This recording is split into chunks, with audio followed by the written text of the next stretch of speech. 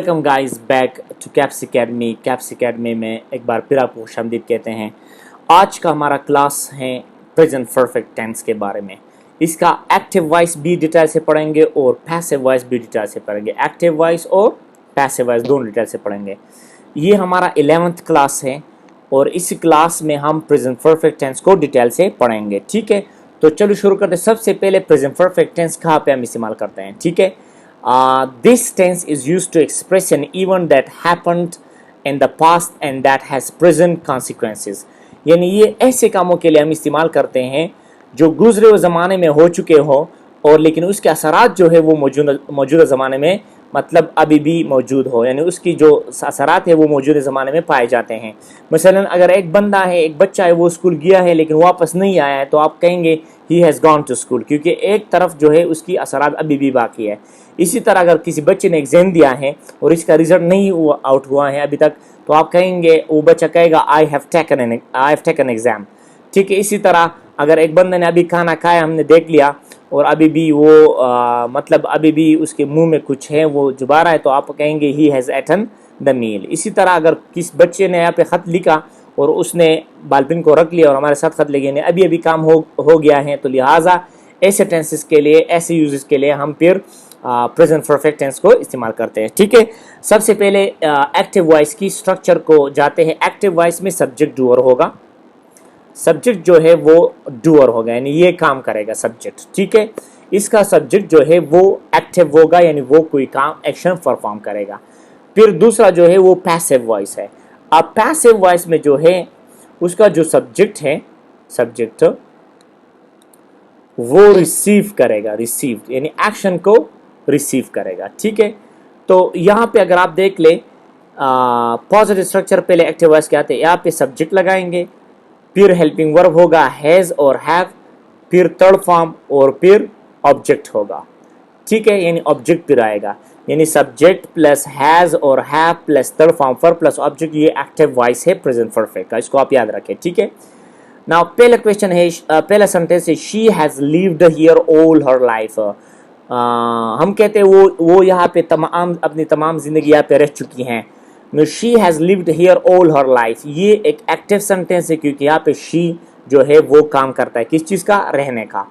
They have written 3 letters already, वो 3 खत लिख चुके हैं, वो 3 खत लिख चुके हैं। They have written 3 letters already, यानी वो 3 खत लिख चुके हैं। ठीक है, नेक्स्ट वन इज ये भी एक एक्टिव सेंटेंस है। ठीक है, क्योंकि यहाँ पे दे जो है वो जो है वो काम कर चुके हैं खत लिखने का। ठीक है, next one is I have worked here, I have worked here, मैंने यहाँ पे काम किया है या मैं यहाँ पे काम कर चुका हूँ, तो लिहाजा ये जो है आई जो है यहाँ पे एक्टिव सब्जेक्ट है, तो लिहाजा ये जो सेंटेंस है ये भी एक्टिव है। ठीक है, और ये स्ट्रक्चर के मुताबिक है। अगर आप यहाँ पे देख ले कि आई के साथ क्या आएगा, हैव, इधर आ जाए यहाँ पे देख ले ही के साथ हैज़ लगेगा, शी के साथ हैज़ लगेगा एज अ हेल्पिंग वर्ब, और एट के साथ भी हैज़ लगेगा।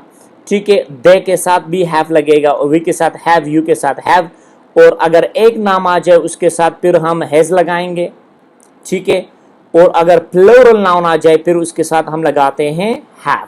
ठीक है, सो आई हैव वर्कड हियर, मैं यहाँ पे काम कर चुका हूँ, तो ये एक एक्टिव वॉइस। इसी तरह ही, अब ही आ गया तो यहाँ पे आप क्या लाएंगे, नीचे हैज़ लाएंगे, हेल्पिंग वर्ब। ठीक है, क्योंकि ही के साथ हम हैज़ इस्तेमाल करते हैं।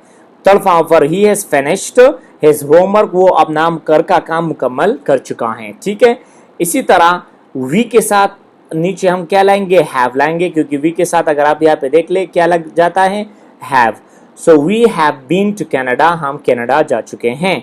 ठीक है, यानी अभी भी हम कनाडा में हैं, यानी वापस नहीं आए हैं। सही है, तो लिहाजा ये भी एक प्रेजेंट परफेक्ट टेंस है और साथ में एक्टिव वॉइस है। इसका structure she has forgot, we have been to Canada. American जो है कभी कभी इसको बेन भी प्रोनाउंस करते हैं, we have been to America, और ब्रिटिश जो है वो बीन कहेंगे, we have been to Canada.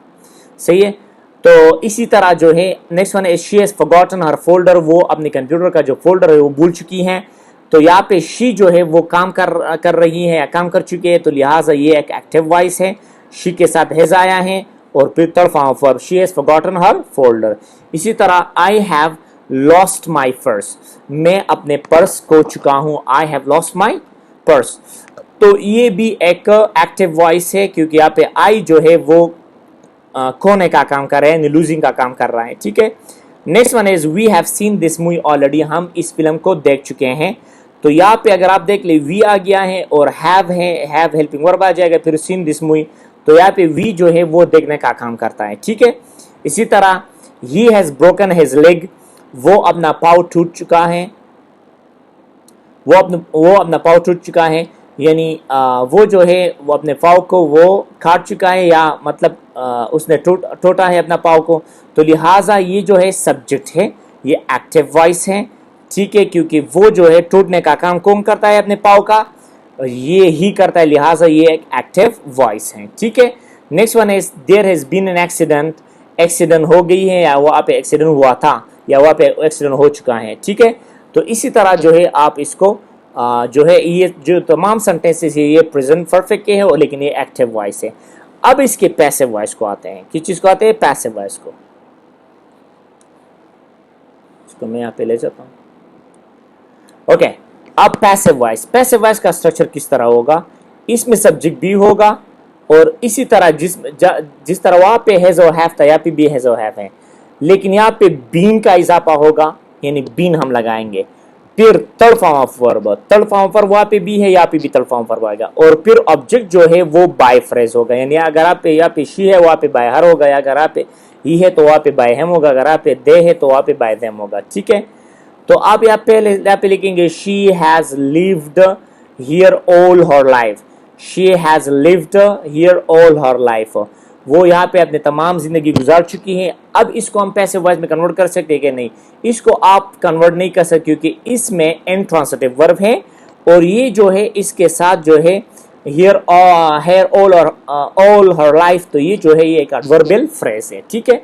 तो लिहाजा ये कन्वर्ट नहीं हो सकता, इसको आप लिखेंगे impossible. Next one is they have written 3 letters already, तो ये रिटन जो है वो ट्रांसिटिव वर्ब है, साथ में ऑब्जेक्ट भी आया है, तो लिहाजा ये जो 3 लेटर्स है उसको आप यहाँ पे सब्जेक्ट बनाएंगे।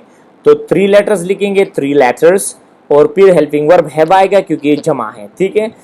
3 लेटर्स हैव बीन ऑलरेडी, तो ऑलरेडी आएगा, been written, third form of verb जो है वो बीन है। 3 letters have already been written by them, वहाँ पे देता तो यहाँ पे बाय देम बन जाएगा, ठीक है। अब आप सोचेंगे कि सर आपने ये ऑलरेडी क्यों यहाँ पे ला चुके हैं, क्योंकि ये एक सही जगह जो है, जो राइट पोजीशन है एडवर्ब लगाने का वो ये है। आप उसको एन पे भी लगा सकते हैं, लेकिन इसकी जो मीनिंग है वो बहुत ज्यादा वीक होगा। 3 letters have been written by them already, इस तरह कह सकते हैं। 3 लेटर्स जो एग्जैक्ट एडवर्ब का पोजीशन होता है वो यहाँ पे होता है, ठीक है। Next one is I have worked here, मैं यहाँ पे काम कर चुका हूँ, तो लिहाजा ये भी एक इंट्रांसिटिव वर्ब है, ठीक है, और साथ में एक एडवर्ब आया है, तो लिहाजा ये इम्पॉसिबल होगा, ठीक है।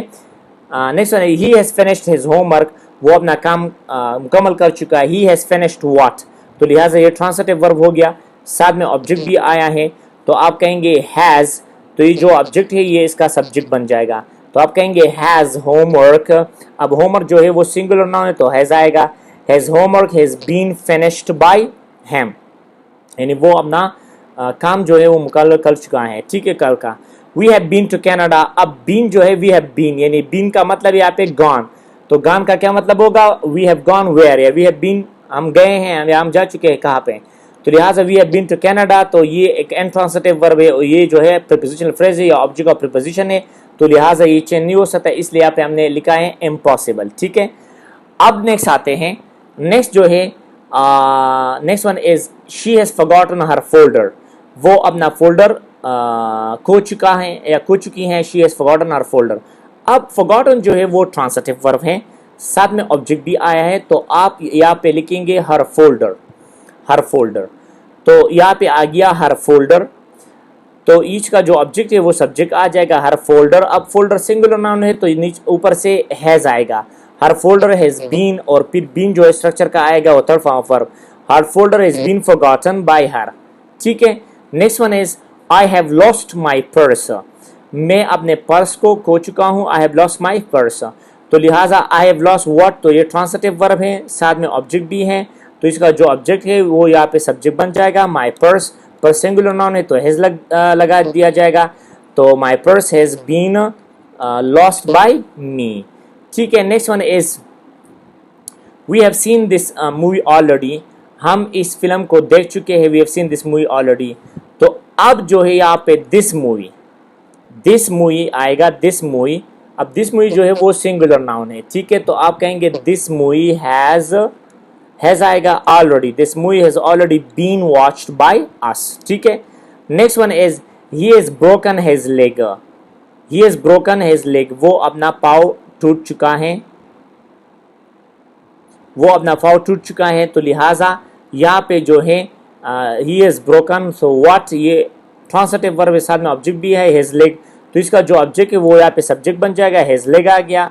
तो हैज़ बीन लगा दिया जाएगा क्योंकि ये लेग जो है ये सिंगुलर नाउन है, तो हैज़ इसलिए लगा दिया गया है। हैज़ लेग हैज़ बीन, और फिर तरफा वर्ब ब्रोकन बाय हैम। अगर यहाँ पे शी था तो यहाँ पे आप बाय हर लगाते। ठीक है, next one is there has been an accident. Accident हो चुकी है।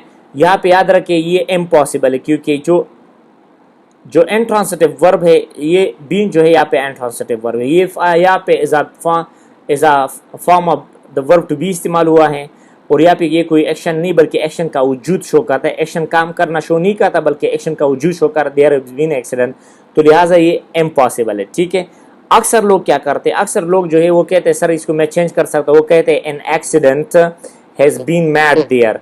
तो ये जो मैड है वहाँ पे मैड नहीं है, तो किस तरह आपने मैड एक्स्ट्रा लाया, तो लिहाजा ये अलहदा सेंटेंस है। इसका जो एक्टिव वॉइस अगर आप बनाते तो इस तरह बन जाएगा, इस तरह बन जाएगा। ही, यानी यहाँ पे बाय फ्रेज गायब है तो आप आगे he has mad an accident.